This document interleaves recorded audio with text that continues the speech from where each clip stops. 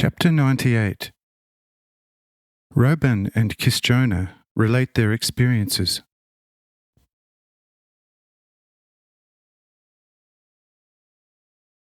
Just before sunset, Reuben, in company with Kisjona of Kis, arrives at my house, greeting all he encounters already from afar, and Kisjona too rushes over to me with open arms, greeting above all myself in a truly most amicable fashion, with tears in his eyes, and then after a while greets his daughter, who had already held his hand for quite some time, covering it with kisses.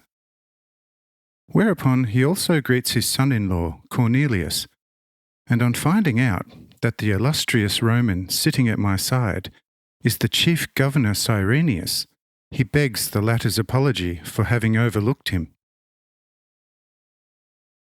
But stirred, Cyrenius seizes Kisjona's hand, pressing it to his chest and saying aloud, "Not yourself, but I beg your apology for not greeting you earlier.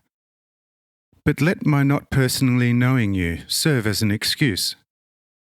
Because next to Jesus, to whom of course be all praise and honour, I also owe you, faithful and honest man, inexhaustible thanks. Because of all the people of the region, you are sure to have played the major part in getting me out of an embarrassment which would have probably cost me my life. This is indeed a great pleasure, my most worthy friend, to get to know you personally." Therewith Kisjona once again is very happy, relating much of what he had meanwhile met with, saying even that he had visited Sishar with honest old Reuben, and these spoke much with Jonael, Jeruth, and a great deal with Archiel, now living and acting like an ordinary human, so that no stranger would dream that there is a purely spiritual being behind him. Thus, he had also visited the physician Joram, and his wonderfully glorious house, and his lovely and glorious wife, finding out exceedingly amazing things from both. And that Reuben had been just ears and eyes everywhere, being taken aback with astonishment, and whenever mightily gripped, then constantly saying to himself, "Indeed, indeed, life and blood to the godly Master of Nazareth.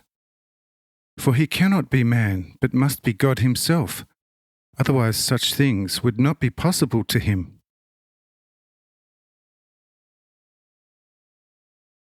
Whilst Kisjona continues thus, Reuben steps over to me, saying, "Lord, I am yours, and no power other than your will can separate me from you." Say I foresaw it indeed, that you would become one of mine. But what you don't know yet is that all your brethren and colleagues now count as mine, without ceasing to remain before the world what they were heretofore. Wherefore you too, for the time being, shall stay what you were, until the new school superintendent, who will be taking Jairus' place the day after tomorrow, will have his edges worn off a little.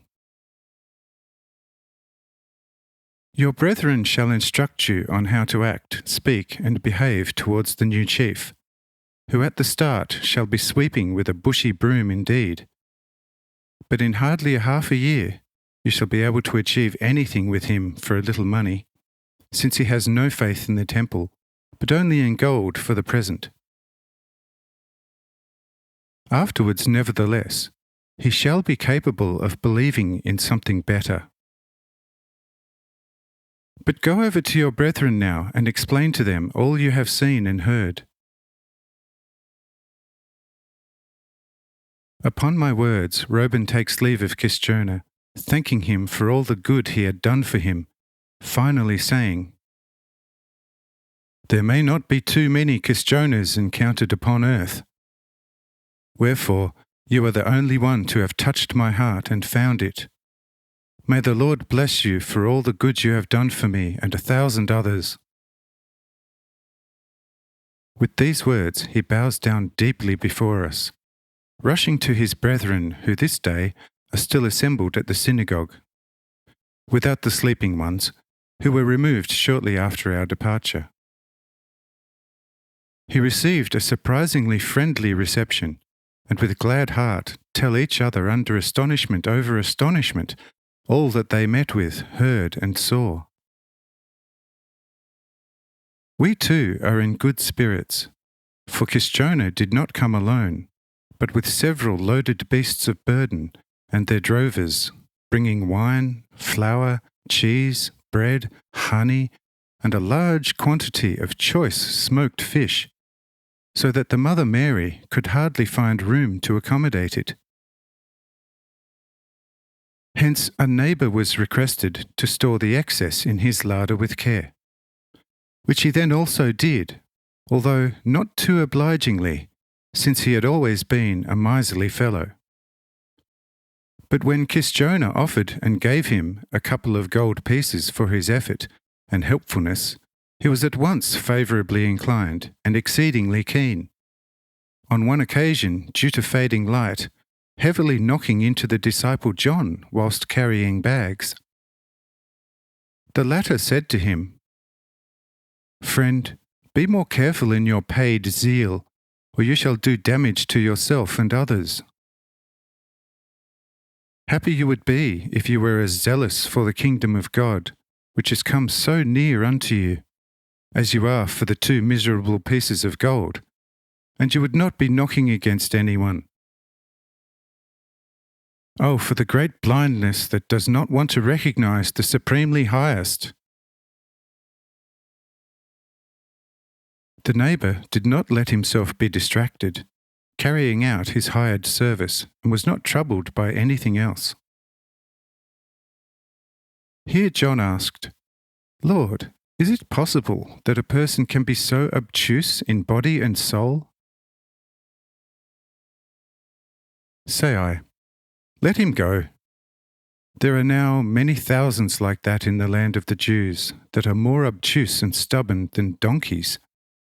Wherefore they also deserve only the reward of a donkey."